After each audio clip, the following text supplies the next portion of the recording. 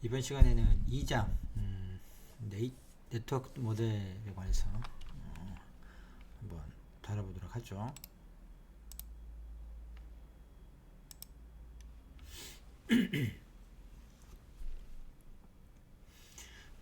이번 장에서 할 내용들은 이제 우리가 저번 시간에 OSI 7계층에 대해서 약간 언급했지만 개괄적으로 그 부분을 조금 더 자세하게 설명하고, 또 그런 것들을 설계할 때 고려해야 될 사항들. 그 OS 7계층이라고 하는 결국은 프로토콜이죠. 통신을 하기 위해서 필요한 여러 가지 기능들을 이렇게 분화해가지고 계층별로 나눠놨는데, 그럴 때 이제 그런 프로토콜을 설계할 때 고려할 사항이 무엇인지, 특히 그것들은 이제 모듈의 개념으로 이렇게 나눠서 이제 구성해가지고 구현하고 하는데, 그게 왜 그렇게 모듈화를 해야 되는 건지, 뭐 이런 것들이. 그 다음에 또 이제 약간 상하이 계층의 입장에서 보면 서비스를 요청하고 또 서비스를 제공하는 그런 형태로 되어 있다 그러는데, 그런 것들 아주 조금 기본적인 동작으로 쪼개서 이제 한번 구현 시에 어떤 형태까지 쪼개서 이제 우리가 쪼개야 나중에 구현할 때 그런 것들을 이제 편리하게 할 수 있는지, 뭐 그런 것들을 한번 또 보고, OS 7계층에 대해서 각 계층별로 하게 되는 그 내용들이, 기능들이 저번 시간보다 좀 더 자세하게 이야기해보고, TCP/IP는 이제 OSI 7계층 모델을 실제로 이제 현실에서 사용하는 형태로 이제 구현한 프로토콜이죠. 그것은 어떻게 TCP/IP 계층이 어떻게 되어 있는지, 또 이 TCP/IP 계층하고 또 연관해서 여러 가지 몇 가지 프로토콜들이 있는데, 그런 것들을 전체적으로, 물론 여기에서도 이제 아주 뭐 각 개별 계층별로 소속되어 프로토콜들을 자세하게 뜯어보는 건 아니고, 네, 그렇지만 앞에 우리 용어 정의할 때 배웠던 것보다는 좀 더 진전된 형태로 설명을 하고 있습니다. 이 다음에 가면 이제 진짜로 각 계층별로 있는 프로토콜들을 자세하게 설명할 건데, 책의 전체적인 구성 자체가 저번 시간에 이야기했지만 아주 개괄적인 상황에서 좀 더 자세하게, 그 다음에 아주 이제 세부적으로 다루는 이런 형태로 책이 구성되어 있어서, 처음에 막 용어들이 많이 나오면 이해하기 좀 불편하고 공부하기 좀 까다롭긴 한데, 근데 이제 여러분 자꾸 듣게 되면 결국 이해하게 되고, 여러분들이 실제로 이제 여러 가지 뭐 보안 장비나 또 보안 툴들, 기타 등등의 여러 가지 네트워크 관련된 응용 프로그램이든 하드웨어든 사용하다 보면은 이런 원리들이 그때그때 이제 생각날 거예요. 사실 보면 학교에서 이제 실제 이제 실습을 하면서 그런 것들 자꾸 이제 만져보니까, 하지만 실제는 현장에 가면 좀 더 이제 여러분들이 취업을 해서, 아 진짜로 학교에서 배웠던 게 이런 거구나 라고 할 때가 있어요. 이제 실제로 이제 사회생활을 하게 되면은, 또 이런 쪽에 관련 분야 일을 하게 되면 자세히 알아야 될 수밖에 없는 상황이 되는 거잖아요.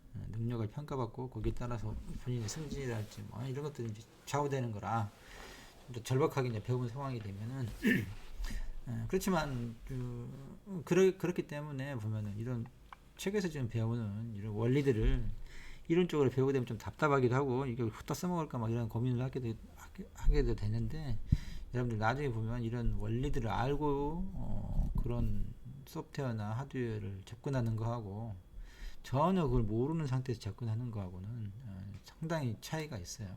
이해의 속도도 차이가 있고, 이런 원리들을 이론적으로 이제 일단 알아놓으면, 물론 이론을 안다고 그래서 바로 그게 현장에서 적용 가능한 건 아니지만, 이 두 가지가 맞물려 가지고 차곡차곡 쌓이는 느낌이 든단 말이야. 근데 전혀 이제 이론적인 백그라운드가 없으면 현장에서 습득하게 되는 그런 단편적인 지식만 가지고 문제를 해결하니까, 이제 나중에 보면 이게 별로 쌓이는 것도 없고 깊은 지식이 안 되죠.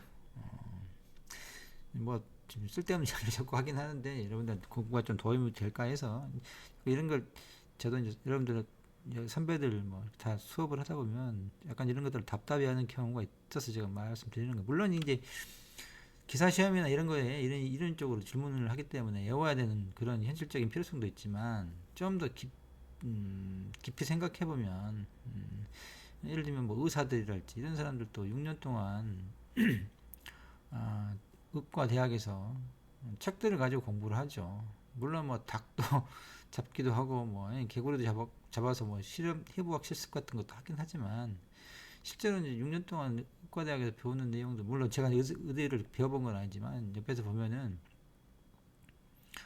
실제 사람을 더 이상으로 인체를 이상으로 실습할 수는 없는 거잖아요. 배울 수는 없는 거란 말이에요. 그래서 되게 이제 책으로 배우거나 간접적으로 배우죠. 그냥 외우는 거지 이제.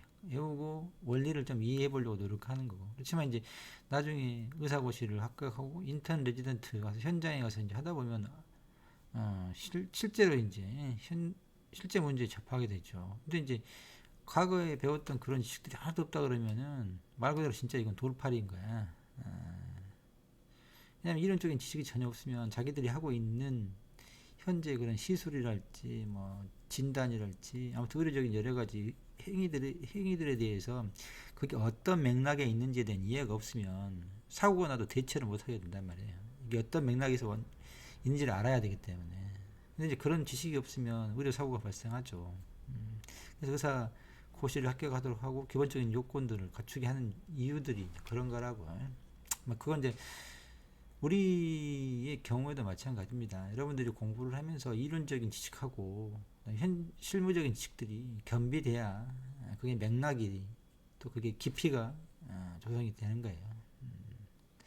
그래서 다시 간단하게 이야기하면 이런 공부를 이렇게 하는 형태가 재미없을지라도 자꾸 하다 보면 그리고 또 이런 지식을 바탕으로 현실적으로 여러분들이 뭐 여러 가지 툴들이나 도구들을 이렇게 가지고 만져볼 때 자꾸 이렇게 이론적인 맥락에서 그 책에서 뭐라 그랬는데 이런 쪽으로 이런 자꾸 의문들을 한번 매칭시켜 보려고 의문들을 가지고 이론적으로 어떻게 설명하는 게 여기가 그게 뭘까 이런 식의 한번 더 진전된 사고를 해보게 되면 이게 또 재밌어지기도 하고 진짜 이제 그냥 전공하지 않은 사람들이 실무적으로 몇 가지 그냥 해보면서 습득하게 된 지식 레벨하고는 수준의 차이가 나중에 보면 느껴져요. 깊이의 차이가 생긴다 이 말이야. 아무튼 쓸데없는 말이 켜졌는데 가봅시다. 첫 번째 이제 계층적 모듈 구조라 그래서 우리가 프로토콜 통신을 위한 프로토콜들을 계층화해 가지고 모델링 했었잖아요. 근데 왜 이렇게 층을 나누고 이런 식으로 모듈화를 하는지에 대한 이해를 좀 해보자. 뭔가 장점이 있으니까 할 거 아니에요.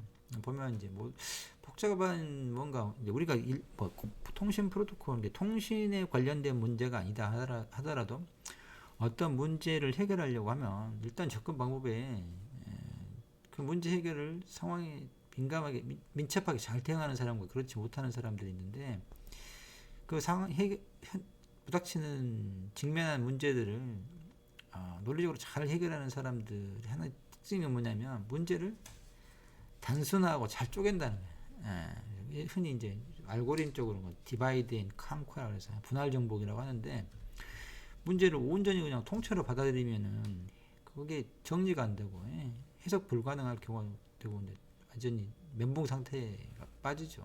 그렇지만 그걸 자꾸 쪼개보려고 이제 문제를 쪼개고 핵심이 뭔지 또 기능적으로 여러 가지 이렇게 이제 분류를 또 모듈화 시키다 보면은 이게 해결 가능한 게 어떤 거구나 직관적으로 이해되고 그것들을 내가 뭔가 대처를 할 수 있는 방안이 생각나는 형태까지 자꾸 문제를 쪼개서 생각해보는 버릇을 들 필요가 있어요.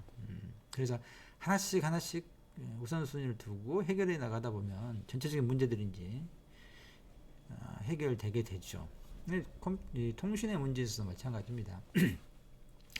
실제로 통신이라고 하는 걸 하려고 하다 보니까 뭐 아니 복잡해 몽롱하게 막연하고 통신을 한다 그러는데 이걸 어떤 식으로 해야 될까라고 이제 막연하게 되는데, 그것들은 이제 여러 가지 조그만 단위로 확 이제 나눠보려고 하는 거죠. 나눠보면은 비슷한 것끼리 이제 묶이고, 그래서 이제 이런 것들을 모듈화 개념으로 기능상이 유사한 것들을 이제 묶어 놓을 필요가 있다.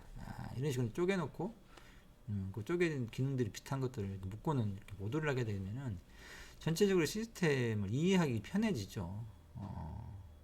그리고 간단해진다고 막 여기서 이제 단순해진다는 이야기는 너무 막 복잡하게 얽혀 있는 것들을 정리를 잘 해놓으면 그 전체적으로야 뭐 똑같게 되지만 분량으로는 그렇지만 이제 이렇게 나눠서 정렬이 잘 돼 있으면 그걸 이제 단순하게 보일 수 있잖아요. 그렇게 되면 이제 전체적인 시스템을 이해하기 용이하죠. 그 다음에 이제 고장이 발생한다거나 또는 그 특별한 부분만 그 업그레이드를 할 필요가 생긴다거나 했을 때도 대처하기가 용이하죠. 이제 책에서 지금 써진 하는 그림으로 해둔 것은 이렇게입니다. 어떤 시스템이 있는데 그걸 A, B, C라고 하는 모듈로 이렇게 나눠 놓은 거예요. 기능상으로 비슷한 것끼리 묶어가지고 그렇게 되면 그리고 이제 그 모듈 간에는 뭔가 이제 주고받아야 될 게 있을 거 아니에요. 서비스라고 이제 우리가 이야기하죠. 서비스 요청하고 서비스를 제공하고 할 때 그 사이에 이제 일정한 형식이 있을 거라고.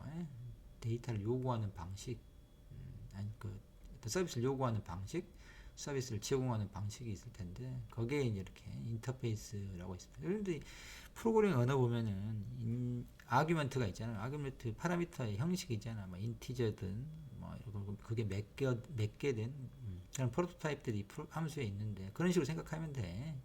그래서 그 함수가 정의되어 있으면 그걸 이제 함수의 기능을 우리가 호출해서 쓰잖아요. 그때 넘겨줘야 될 어떤 파라미터 값들이 있는데 그 형식화되어 있잖아요. 그걸 인터페이스라고도 해요. 그래서 그렇게 좀 생각하면 이해가 돼. 마찬가지로 A하고 B하고 그렇고 B하고 C도 이제 있던 그 나름대로 둘 사이에 이런 인터페이스 형식이 있는 거죠. 이렇게 모듈화를 해놓으면은 여기에 B라고 하는 오류가 있다. 그러면 이제 이게 그렇게 안 되고 뭉뚱그려져 있다 그러면 전체를 이제 고쳐야 되는 복잡한 문제가 생기는데 B만 이렇게 모듈화 해놓으면은 인터페이스는 그대로 유지한 채 이 안에만 이제 바꾸면 되는 거죠.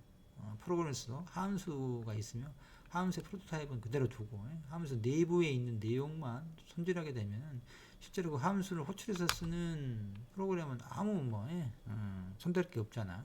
그렇죠. 이 부분만 수정해서 갈아 끼우면 되는 거니까. 뭐 이게 오류를 수정하든 버전업에서 업그레이드를 하든 간에 이렇게 할 때 전체 시스템을 오류를 수정하거나 기능 개선할 때 전혀 다른 모듈들에 영향을 미치지 않고도 오류 수정과 기능 개선이 가능하다. 이런 장점들이 있으니까 시스템을 이제 모듈화 하려고 한다는 거죠. 여러분 이런 시스템을 모듈화하는 개념들은 일상생활에서 문제 해결할 때도 충분히 활용할 수 있는 접근 방법이라고. 그래서 자꾸 문제들을 크게 다가오는 문제들을 쪼각내 보려고 하는 노력이 필요해요. 그래야 감당 가능한 것들을 해결할 수 있다니까. 어쨌든 계층 구조에서 이제 이런 각각 이제 모듈의 단위로 물론 상위 계층 안에서 여러 가지 모듈로 있고 저번 시간에 이야기했듯이 이게 리커시브해 내부에 또 그런 모듈화 되어 있고 요 안에 내부 요 자체로 이제 큰 상위 개념에서도 모듈로 볼 수 있죠. 그때 이제 이런 모듈 간에는 서비스를 주고받는 형태가 되죠. 그래서 이제 뭐 되게 이제 통신 프로토콜에서는 상위 계층, 하위 계층을 나눠가지고 상위 계층은 좀 사람한테 가까운 쪽이고 하위 계층은 물리적 계층이 하드웨어에 가까운 쪽으로 되어 있는데 그래서 일반적으로 이제 상위 계층에서 사용자가 사람이니까 운영 프로그램을 통해서 뭔가 하려고 그러면 이제 하위 계층한테 서비스를 또 요청하는 입장에 서게 되죠. 그래서 이제 그렇게 되면 하위 계층에서 이제 그런 요청을 받으면 그게 적절한 문제를 해결해서 이제 서비스를 제공하는 형태로 이렇게 되어 있죠. 뭐 서비스 제공 형태는 특별하게 리턴을 해주든지 아니면은 환경값을 이게 컴퓨터 프로그램에서도 함수가 리턴 값을 던져주는 함수가 있는가 하면 그냥 리턴 값 없이 특정하게 뭐 문제를 해결하거나 뭐 이런 것들도 있죠. 환경을 변화시키거나. 책에 이제 그 부분은 뭐 운전자, 브레이크 페달, 속도 조절 모듈 이런 식으로 자동차 내에서의 관계를 가지고 이런 기능 구조를 설명하고 있는데, 이 사용자가 운전자가 이제 상위 계층이라고 보는 거죠. 그리고 이제 자동차 내에 있는 속도 조절 모듈이 있어. 속도를 올리거나 내리거나 하는. 근데 그 중간에 이제 인터페이스가 있어야죠. 요 둘 사이를 다이렉트로 연결할 수는 없잖아. 사람이 뭔가를 통해서 요 얘를 이제 속도 조절 모듈이라고 하는 기계의 내부 모듈들을 컨트롤해야 되는데, 그때 이제 중간에 있는 브레이크 페달이 인터페이스다. 인터페이스. 그래서 이제 여기서 말하는 게 이제 운전자가 상위 계층, 속도 조절 모듈이 하위 계층에서 인터페이스를 통해 가지고 서비스를 요청하고, 그럼 얘가 이제 제공을 하죠. 딱히 뭐 리턴 값이라고 하기보다는 자동차 내에 있는 환경값 변화라고 해야 될까? 뭐 계기판에 나와 있는 것은 뭐 우리 페달을 가속시키면 자동차가 빨라지는 환경값의 변화도 있지만, 또 계기판에 속도가 올라가는 게 나오잖아요. 계기판에 보여주잖아요. 그런 여러 가지 이제 리턴 값이든 환경값 변화든 변경이든 그런 형태로 이제 서비스를 제공받는다라고 하는 겁니다. 앞에서 이야기했지만 기능 구조를 형태로 모듈화의 형태죠. 모듈화가 계층적으로 되어 있냐, 상호관계로 되어 있느냐, 아니면 이제 수평관계로 되어 있느냐, 뭐 이제 이런 차이이긴 한데, 이제 우리가 통신 프로토콜에서 계층 구조로 상하이의 개념으로 모듈화했다 이겁니다. 아무튼 계층 구조로 모듈화한 장점은, 아무튼 앞에서 이야기했듯이 전체 시스템을 이해하기 좀 쉽고 설계 구현이 용이하죠. 업그레이드하는 것도 또 그렇처럼 아까 이야기했듯이 전체를 뭉뚱그려 가지고 모호하게 설계하고 구현하게 되면 이 스파게티 프로그램이 돼요. 처음과 끝이 어딘지도 잘 모르게 되고, 나중에 오류 수정하거나 뭐 아무튼 구현이 쉽지 않아. 설계할 때도 그래서 그것들 잘 단위를 쪼개 가지고 하는 그 접근 방법이 최고다. 아무튼 그런 장점이 있다라고 하는 거예요. 뭐 똑같은 이야기들이 결국 그건데, 시스템 구조를 단순화시킨다. 모듈 간의 독립성을 같은 말인 것 같고, 마찬가지로 프로토콜도 단순한다. 뭐 시스템 하드웨어적이든 프로토콜이든 뭐 아무튼 전체적으로 시스템을 단순화한다는 그런 의미고, 또 하나는 앞에 또 마찬가지 이야기했던 해당 계층의 모듈만 변경 수정하거나 좀 새로운 것으로 업그레이드해서 교체 가능하다. 그런 장점들이 있기 때문에 통신 프로토콜도 이런 계층 구조의 모듈화가 되어 있다 합니다. 그러면 특히나 이제 통신 프로토콜을 설계할 때 고려해야 될 것들이 있어요. 그래서 주소 표현 방법이나 오류 제어, 흐름 제어, 데이터 전달 방식 같은 것들을 통신이니까 고려해야 된다. 물론 이것만 고려할 것은 아니고 뭐 다양한 게 있지만, 책에서 일단 이런 부분들 중요하다고 생각되는 몇 가지를 이렇게 치러놓은 것 같아요. 아무튼 첫 번째 봅시다.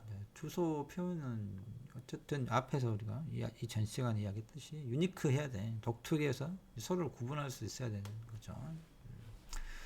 정보도 담아야 될 필요가 있다고 했잖아요. 전화번호, 주민등록번호처럼 그런 주소 체계들이 어떤 정보를 담고 있어야 된다고 하는 거고, 이제 별도로 여기는 뭐 1대1로 이제 우리가 주소 표현을 일반 유니크하게 표현하기 위해서 쓰지만, 통신에서는 특히 그룹 주소의 필요성들이 있습니다. 그래서 1대 다 통신, 다 이제 일반적으로 1대1 통신인데,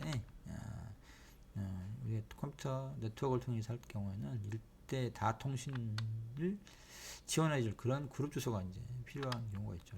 크게 두 가지가 있죠. 브로드캐스팅하고 멀티캐스팅이라고 하는 게, 브로드캐스팅은 모든 대상자들, 호스트들 모두에게 이제 보낼 때 브로드캐스팅은 방송이라는 이야기잖아요. KBS 할 때 그때 그 B자가 아마 브로드캐스팅일 건데,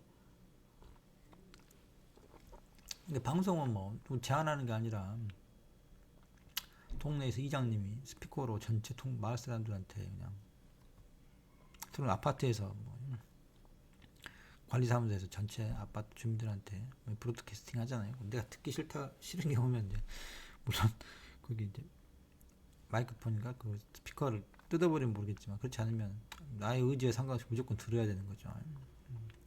멀티캐스팅이 있어요. 멀티캐스팅은 이제 브로드캐스팅하고 비슷하긴 한데 모든이 아니고 특정 호스트들이야. 대상을 나누는 거죠. 예를 들면 특정한 뭐 네트워크상에서 넷플릭스를 본다 그러면 넷플릭스 가입자들만 대상으로 데이터를 전송해 줘야 되겠잖아요.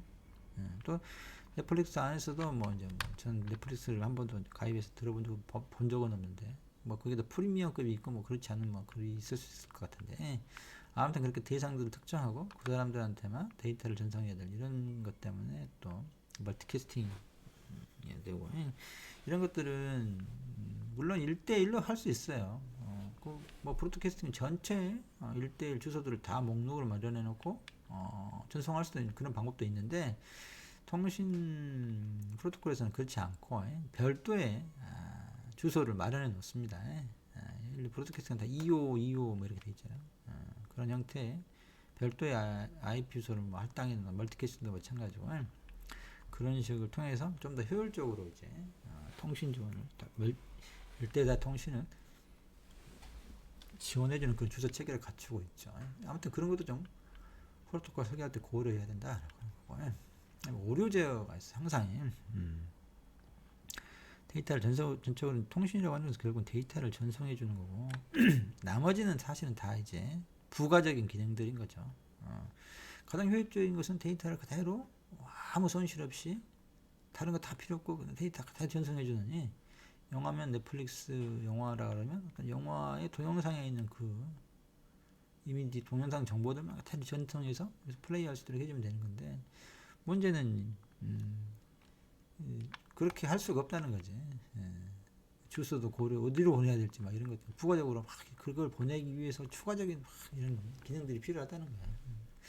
그 중에 하나가 이제 오류라고 하는 거 있죠. 우리가 오류가 없을 수가 없잖아. 물리적인 매체를 이용해서 또 꼭 이게 이제 뭐 그게 동축 케이블이든 아니면 전파든 어떤 형태든지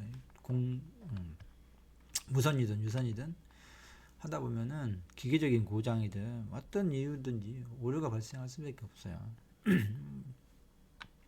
그랬을 때 이제 그걸 어떻게 제어할 거냐라고 하는 거라. 크게 이제 데이터의 관점에서 보자면 오류는 두 가지가 있죠. 하나는 변형이야. 제대로 도착하는 게 아니란 말이야. 뭔가 데이터가 A가 B로 바꿔버렸다 할지 순서가 바뀌었다 할지 등등의 변형된 오류가 있을 수 있죠. 두 번째는 보다 이제 심각한 문제는 아니 이게 더 심각한가? 모르겠네. 상황이 다 다르겠네. 아예 그냥 데이터가 도착하지 못하는 거야. 중간에 사라져버리는 거야. 크게 두 가지 오류가 있죠.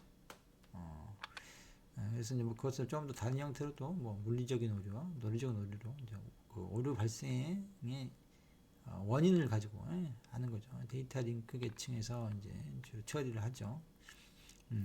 저번에 전파를 타고 동축 케이블을 따라 막 가다 보면 감소 현상이 발생하거나 또 외부적인 요인의 자장에 의해서랄지 아무튼 전파가 제대로 전달이 안 되고 뭔가 바뀌어져 버리는 그런 상황이 발생할 수도 있고 아니면 이제 도착하지 못할 수도 있죠. 중간에 라우터가 고장이 나버렸달지 이런 경우에 그런 물리적인 오류가 있을 수 있고 또 논리적인 오류가 있을 수도 있죠. 상위 계층에서 처리하는 방식 예를 들면 이제 TCP, UDP 이런 게 있는데 프로세스 간의 통신 전송 계층이 프로토콜에 TCP 말고 UDP 경우는 이제 순서 보장을 하지 않거든요. 패킷 전송을 할 때. 물론 저번에 얘기했듯이 UDP는 이제 데이터그램이라고 한다 그랬죠. TCP는 세그멘트라고 하고 아무튼 UDP 같은 경우는 데이터그램을 막 보내게 되는데 이게 경로가 가끔가다 이제 다른 경로로 막 가게 되면은 데이터가 이제 순서가 일그러진 경우가 있어요. 그러면 이제 뭐 다른 데이터는 상관없는데 동영상 같은 시간성이 템포럴한 시간성이 보장되어야 하는 데이터면은 그 순서가 잘 와야 되겠잖아요. 쉽게 말하면 저 뒤에 나올 화면이 앞에 전송돼 버리고 이러면 이제 화면이 복잡하게 돼 버리잖아요. 얽혀져 버리죠. 근데 이제 그런 문제가 발생할 수도 있죠. 그래서 이제 일반적인 여기 밑에 막 이게 이제 요 이야기를 오류의 종류를 또 정상인하고 이렇게 뭐 전선 결과라고 해서 그림을 했는데 별게 없죠. 정상인 경우는 A, B, C가 그대로 간다라고 하는 거고, 분실은 이게 사실 이렇게 그리면 안 될 것 같은데 여기를 뭐 끊어놓는달지 이렇게 해야 전송되는 것 같잖아. 도착하지 않았다 이렇게 해줘야 되는데, 변형은 보니까 가긴 했는데 이렇게 순서가 이제 뒤집어진 경우죠. 아무튼 뭐 이런 게 있다라고 하는 거고. 예. 근데 아무튼 이랬을 때 일반적으로 가장 지금 현재 네트워크에서 쓰는 프로토콜에서 사용하는 일반적인 오류 해결 방법은 재전송이야. 다시 보내주라. 물론 고쳐서 쓰는 방법들이 있어요. 근데 어쨌든 고쳐 쓰는 방법은 변형이 오류인 경우만 가능하죠. 뭔가 와야 고쳤을 거 아니야. 왔을 때 그것이 오류인지 아닌지 변형이 있는지를 체크해야 될 거고, 체크성의 기능들인데, 그래서 이제 그게 변형 그 오류를 이제 수정할 수 있는 알고리즘도 있어요. 근데 이제 모든 오류를 다 그런 식으로 할 수 있냐면 그렇지는 않아요. 아주 제한적으로 발생하는 오류인 경우에 어떤 규칙적으로 그런 경우에는 이제 수정이 가능한데, 완전히 변형이 심하면 고쳤을 수가 없죠. 아예 이제 분실인 경우는 뭐 고칠 수도 없는 거고. 그래서 대부분은 다시 보내달라고 한단 말이야. 그래서 이렇게 변형인 경우 수신 호스트에서 딱 보고 이게 뭔가 데이터가 문제가 있네. 이제 그 부분은 체크하는 건 쉬워요. 체크썸이라고 하는 별도의 데이터를 추가해서 보내가지고 이 변형이 됐는지 안 됐는지 일일이 해시값 같은 거야. 여러분 그 인증받을 때 로그인할 때처럼 내가 아이디와 패스워드를 제대로 넣었으면 안에 있는 그 해시값하고 비교해 보는 거잖아요. 그럼 일치하면 이게 제대로 왔구나라고 하는 것처럼 이것도 그런 비슷한 형태의 방법으로 데이터가 제대로 된 데이터가 온 건지 확인해 볼 수 있어요. 그러면 다시 보내달라고 이제 하면 되죠.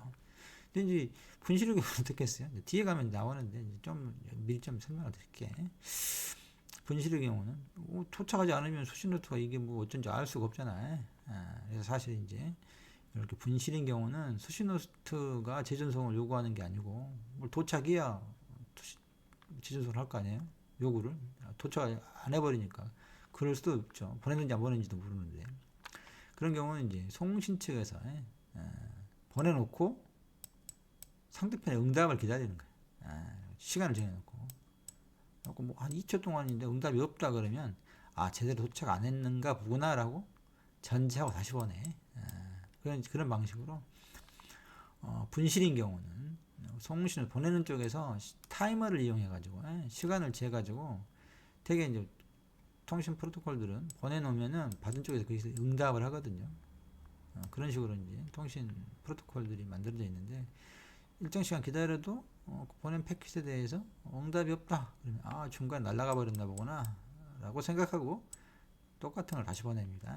이런 식으로 어쨌든 두 가지 오류에 대해서 재전송의 방식으로 오류 해결을 한다. 일반적으로 그렇다 이 말이에요. 아무튼 이런 것도 이제 통신 프로토콜을 설계할 때 오류 제어도 고려해야 된다. 흐름 제어라고 하는 거죠. 흐름 제어는 송수신 호스트 간에 싱크를 맞춘다. 데이터 전송상에 흐름이 플로우 컨트롤이야.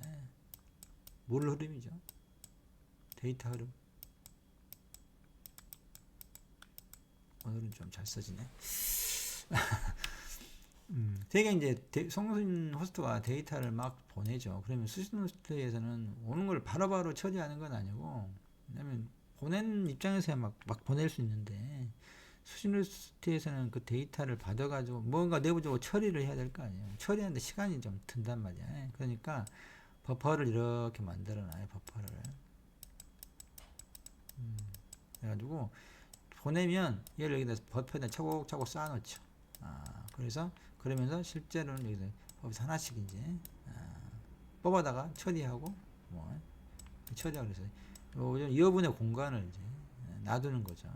그래서 얘가 이렇게 보내도 뒤에 좀 쌓아놓을 여력이 있으니까 해놓고 자기는 이제 여기서 막 가져다가 이제 하게 되면 좀 흐름 제어를 좀 할 수 있죠. 근데 이제 요게 너무 이제 근데 송신호스트가 빨리 보내버리면이 수신호스트 측에서 아무리 버퍼를 가지고 대응을 해도 지나치게 막 하면 가득 차버리게 되잖아요. 그럼 이제 수신호스트의 성능이 CPU의 성능이 뭐 별로 좋지 않아서 보내는 대로 적절히 이렇게 처리하지 못하게 되면 이제 버퍼 오버플로가 생기는 거죠. 이게 이제 버퍼 오버플로예요. 이런 방식으로 이제 디도스 공격 같은 걸 하게 되죠. 가짜로 타겟인 수신호스트한테 막 데이터를 막 보내버린다고. 연결 접속 요구하는 막 이런 거랬지. 이렇게 되면 소시노스트의 버퍼가 가득 차가지고 예를 들면 연결 설정에 관련된 그런 거에서 TCP 같은 경우에 그러면 이제 그 공격자가 요청하는 연결 그것만 처리해줘야 되니까 막 커피를 싹 해내버리면 다른 호스트에서 이렇게 접속하려고 할 때 얘들 것은 다 무시돼 버리죠. 버퍼가 꽉 차버려 있기 때문에 처리를 못해. 그러면 이제 다른 컴퓨터들은 호스트들은 서비스를 못 받는 상황이 생기죠. 이런 것들 이제 버퍼 오버플로우를 이용한 이제 도스 공격이 그건데 어쨌든 그거는 이제 별도로 우리 보안이랑 좀 말이 좀 다른 데로 나갔는데 아무튼 송수신 호스트 간의 데이터 전송상에 동기화가 제대로 안 되면 보내는 쪽에 적절하게 보내야 되고 받는 쪽에서도 적절하게 처리해 줘야 되는데 이쪽이 너무 지나치게 빨리 많은 양을 보내버린다 그러면 이쪽에서 처리를 못하게 되는 생기는 문제가 발생하죠. 그런 것들을 방지하기 위해서 흐름 제어가 필요하다. 속도 조절 양쪽이. 가장 뭐 기본적으로 해결하는 방법은 이렇게 하는 거예요. 데이터를 일부러 이제 보내죠. 그러면 수신호스트가 다 처리해서 저 다음 걸 보내라고 이야기해줄 때까지 가만히 있으라고 하는 거예요. 그럼 이런 경우는 사실 버퍼도 필요 없죠. 아니, 뭐 i펀치 데이터가 많으면 그걸 담아놓을 버퍼가 있어야 될 수도 있는데 어쨌든 이쪽에서 보내면 수신호스트에서 이제 그걸 처리하고 나서 끝나면 야, 그 다음 거 보내 이런 식으로 그럼 이제 그 다음 걸 보내는 거죠. 또 그 다음에 처리할 때까지는 요 송신호스트는 허가가 저쪽에서 컨펌이 올 때까지는 못 보내고 있는 거야.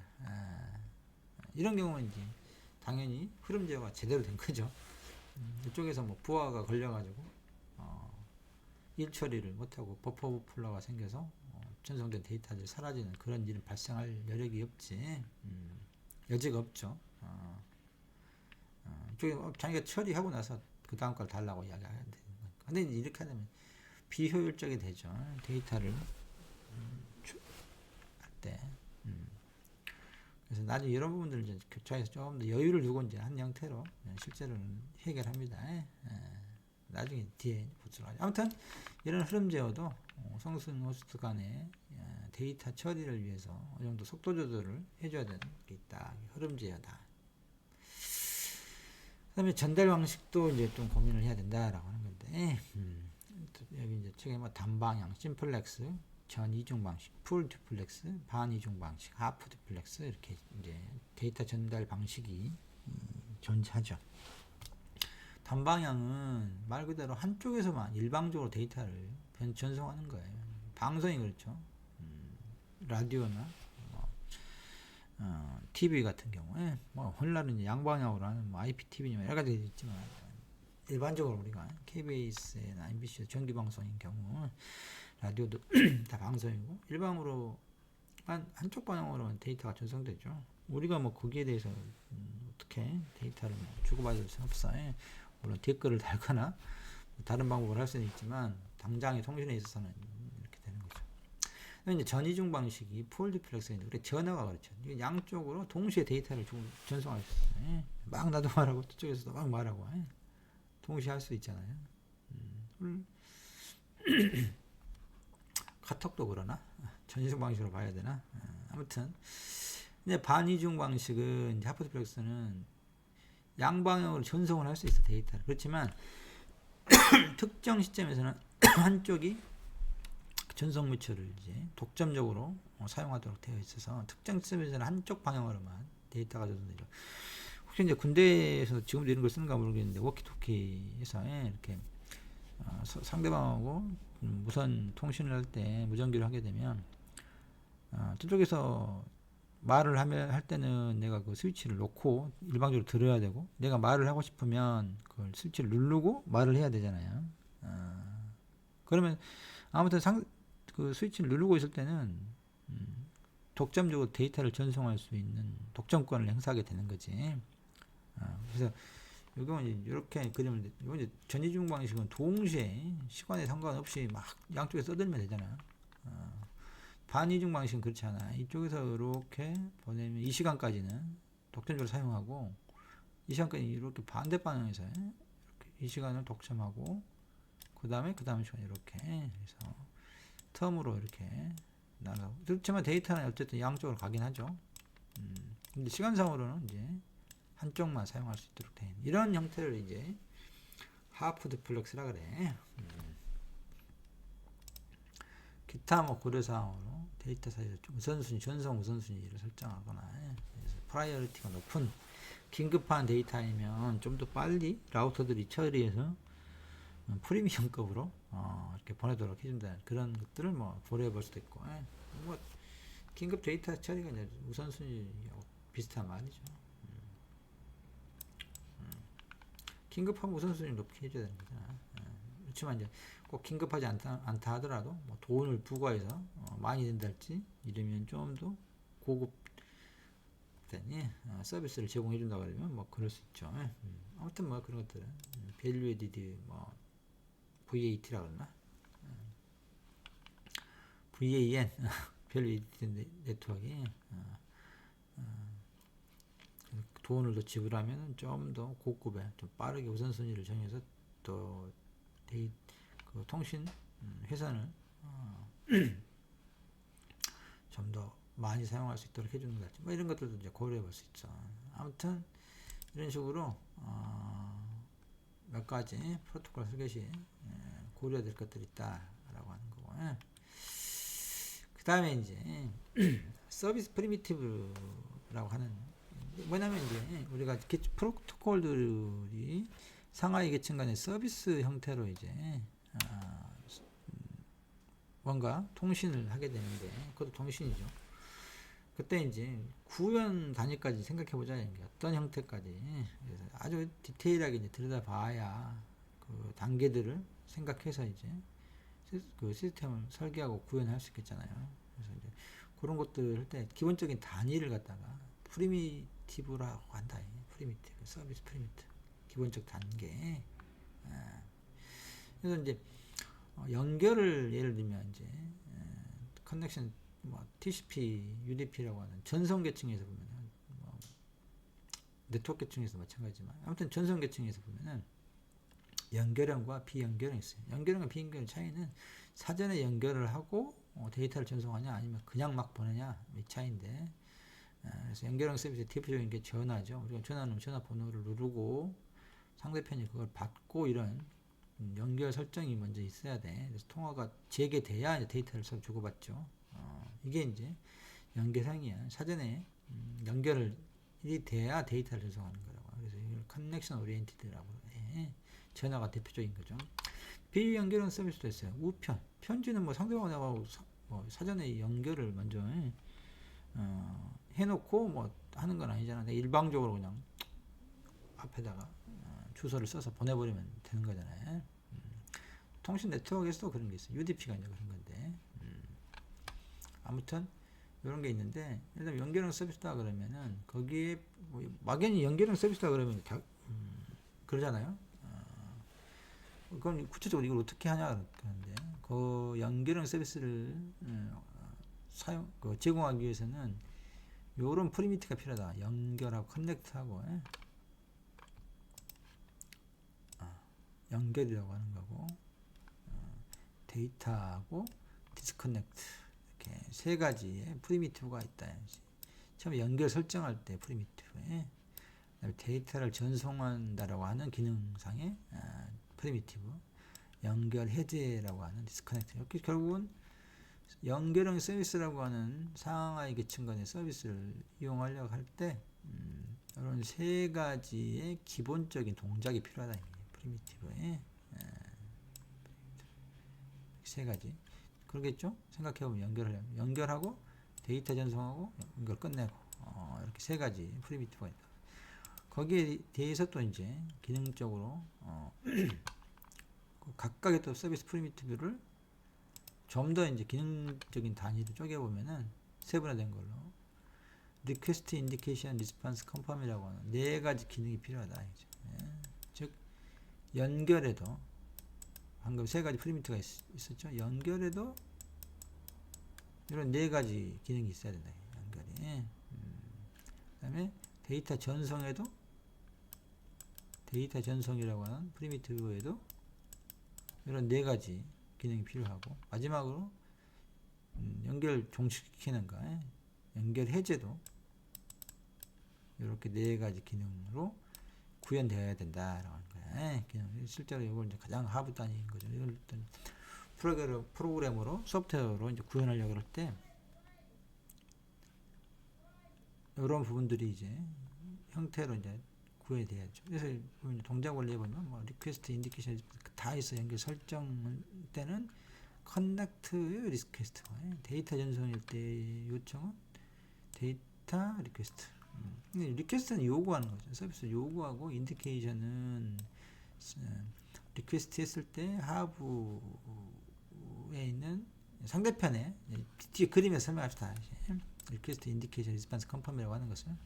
근데 아무튼 요 세 가지 프리미티브가 각각의 네 가지를 다 가지고 있어야 된다. 그런 형태 기능들로 달성이 된다. 연결 서비스, 연결 프리미티브, 연결 서비스 프리미티브, 데이터 서비스 프리미티브, 연결 해제 서비스 프리미티브라고 하는 이 세 가지 프리미티브들은 각각 이 네 가지 기능을 통해서 구현된다. 그래서 연결인 경우에 커넥트 리퀘스트, 커넥트 인디케이션, 커넥트 리스폰스, 그다음에 커넥트 컨펌 있겠죠. 커넥트 컨펌이 이렇게 네 가지. 나머지도 데이터도 리퀘스트, 인디케이션, 리스폰스, 컨펌 이렇게 연결 해제도 디스커넥트, 리퀘스트, 인디케이션, 리스폰스, 컨펌 이렇게 네 가지로. 그래서 그 기능들이 어떻게 되는지 한번 봅시다. 연결 설정에 관한 프리미티브가 어떻게 되는지 네 가지 기능을 통해서 되는지 한번 보면 두 개 이제 클라이언트가 서버가 있잖아요. 그래서 이제 연결을 해야 되니까 상대편하고 연결을 이제 클라이언트 쪽에서 이제 시도를 하는 거예요. 이렇게 요구를 하는 거야. 커넥트 리퀘스트가 해야 되겠죠. 그러면 하위 계층을 통해서 이제 그 서비스를 요청하게 되죠. 이쪽에 가면은 아래 하위 계층에 있는 프로토콜이 상위 계층에 있는 서비스를 받는, 예를 들면 이제 우리가 리퀘스트는 그 브라우저를 생각하면 돼요. 아이디 패스워드를 쳤다.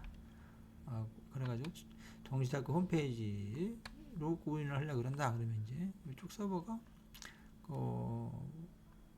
웹 서비스를 제공하는 서버 데몬 서버한테, 프로그램한테 아이디와 패스워드를 집어넣어줘야 될 거 아니에요. 그래서 이제 그걸 이제 인디케이션이라고 하는 거예요. 가르쳐야 된대. 나한테 컴퓨터한테 왔을 때 그 운영 프로그램, 즉 서버 프로그램한테 이쪽에서 연결을 시도해야 하는데요 하고 이제 가르쳐줘야지. 그걸 인디케이션을 한단 말이야. 그 다음에 서버가 이제 리스폰스를 해야 될 거 아니에요.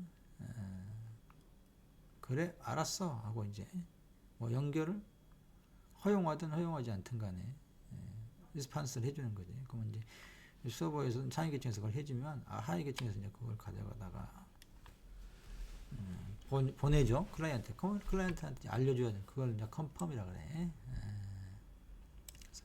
리퀘스트 하게 되면 이쪽에서 인디케이션을 해주는 거고, 이쪽에 상위 계층이 리스폰스 해주면 그놈을 서비스 계층이 클라이언트의 하위 계층 받아가지고 위에 서비스 계층에다가 확인을 받는 거지. 컨펌 이렇게 해서 하나의 연결 설정이 되는 거예요. 그 다음에 연결 설정이 됐다 그러면 물론 이제 서버에서 거부의 의사로 리스폰스를 하게 되면 알았네 하고 이제 그만두는 거지. 근데 그렇지만 이제 연결을 허락했다. 그래서 컨펌 됐다 그러면 그 다음에 이제 데이터를 이제 실제 데이터 프리미티브를 이제 할 단계잖아요. 그래서 그때도 마찬가지죠. 데이터를 전송할 때 리퀘스트해서 알려주고 그 보내준 데이터에 대해서 리스판스하고 컨퍼메이션 이 단계를 계속해서 이제 왔다 갔다 하고 마지막에 이제 연결 해제에 관련된 리퀘스트와 인디케이션, 리스판스 응답하고 컨펌해서 이제 통신이 종료가 되는 거겠죠. 이 부분은 지금 이야기하고자 하는데 처음에 공부하려고 할 때 이걸 왜 하지 뭐 답답하게 생각하고 막 그러게 되는데 그럴 필요 없이 시스템을 이제 실제로 설계할 때는 이렇게 하부 단위까지도 아주 디테일하게 해야 된다 이 말이에요. 아까 뭐 약간은 이제 좀 상위 추상적인 개념에서 뭐 여러 가지 고려할 사항도 이야기했지만 실제로 통신을 위해서 이제 아주 구체적으로 프로그램 소프트웨어를 구현해야 된다라고 하는 그런 단위까지 내려가게 되면은 이런 식으로까지 쪼개야 되죠. 서비스 프리미티브 형태까지 쪼개고 또 서비스 프리미티브 물론 이건 연결형 서비스냐 비연결형 서비스냐에 따라 이제 다른 거지. 이거는 뭐 커넥트나 연결 설정과 연결 해제 없이 그냥 데이터 전송 부분만 있으면 돼요. 비연결형 서비스에서는 위안 커넥터 디스커넥터 없이 데이터 프리미티브만 있으면 돼요. 서비스. 그렇게 종류를 이제 나눠보고 연결형 서비스에서 프리미티브 종류를 비연결은 데이터만 있으면 됐다. 그 다음에 또 각각의 프리미티브들을 기능상으로 또 쪼개 4가지 형태의 기능들이 필요하죠. 그러면 이런 정도까지 아마 이제 되게 되면 소프트웨어로 이 부분을 이제 구현하는데 훨씬 더 이제 용이하게 되죠. 아주 디테일하게 쪼개야 되니까 결국은 프로그램으로 만들려 그러면 이렇게 된다. 합니다. 여기까지 하고 다음 시간에 하도록 하죠.